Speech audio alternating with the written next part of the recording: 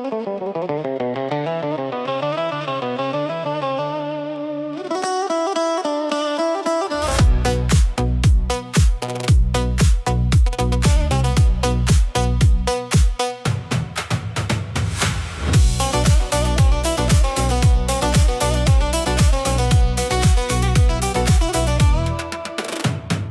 kalabalığın adını verdiler.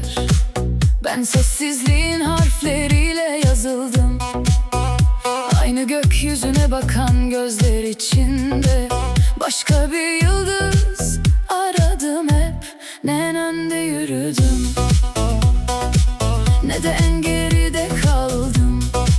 Yalnızca kendime varan yolu seçtim. Çünkü insan en çok kendine benzediğinde tamamlanır. Ben herhangi biri değilim.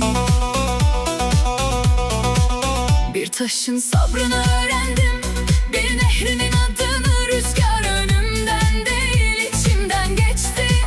Kırıldıkça çoğaldım, sustukça derinleştim. Hiçbir yara beni eksiltmedi. Her biri kalbime yeni bir pencere açtı.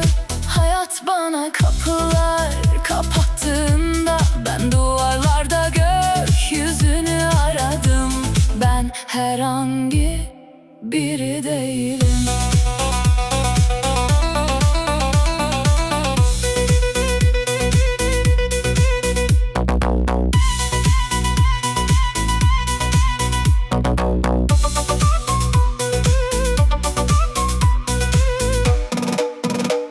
Günün birinde adım silinse bile sesim bir çocuğun umudunda kalır belki.